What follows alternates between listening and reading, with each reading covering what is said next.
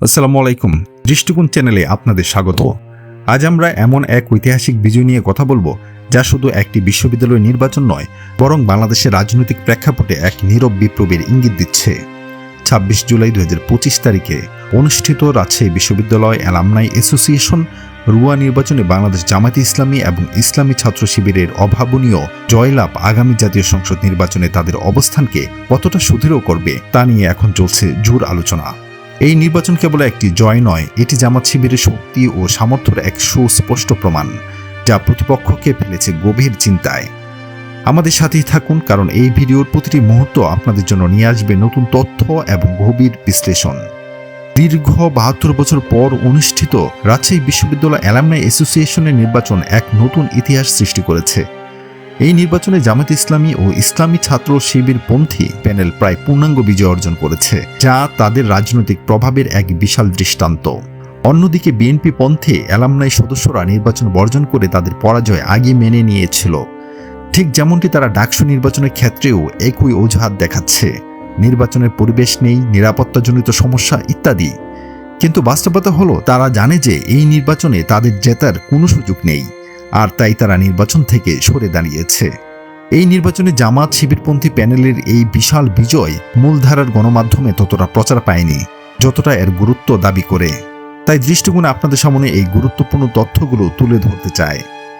রুয়া নির্বাচনে যারা গুরুত্বপূর্ণ পদে জয়ী হয়েছেন তাদের মধ্যে রয়েছে বাংলাদেশের জামায়াতে ইসলামের কেন্দ্রীয় সহকারী সেক্রেটারি জেনারেল মাওলানা রফিকুল ইসলাম খান, যিনি বিনা প্রতিদ্বন্দ্বিতায় সভাপতি নির্বাচিত হয়েছেন। তিনি আবারও প্রমাণ করলেন যে রাজশাহী বিশ্ববিদ্যালয় আসলে ইসলামী ছাত্র শিবিরের এক দুর্ভেদ্য ঘাঁটি। রফিকুল ইসলাম খান নিজেও একসময় রাজশাহী বিশ্ববিদ্যালয় ছাত্র শিবিরের সভাপতি ছিলেন। এই বিজয় শুধু রফিকুল ইসলাম খান বা এই নেতাদের একক বিজয় নয়, এটি সমগ্র বাংলাদেশ জামায়াতে ইসলামী এবং ইসলামী ছাত্র শিবিরের এক যৌথ বিজয়। এই জয় আগামী জাতীয় সংসদ নির্বাচনে জামাত শিবিরের অবস্থানকে আরও শক্তিশালী করবে এবং তাদের নেতাকর্মীদের মনোবল ও আত্মবিশ্বাসকে বহুগুণ বাড়িয়ে দেবে।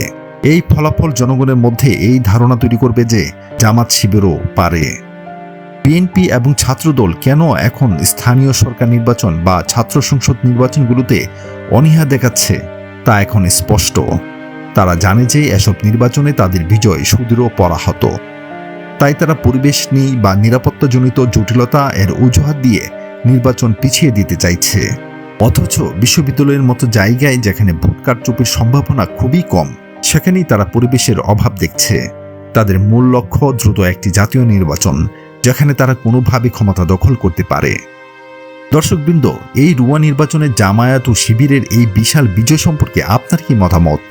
আপনারা কি মনে করেন এই বিজয় আগামী জাতীয় সংসদ নির্বাচনে জামাত শিবিরের জন্য একটি টার্নিং পয়েন্ট হবে? আপনার মূল্যবান মতামত অবশ্যই আমাদের কমেন্ট বক্সে জানান। আপনাদের মতামত আমাদের জন্য অত্যন্ত গুরুত্বপূর্ণ।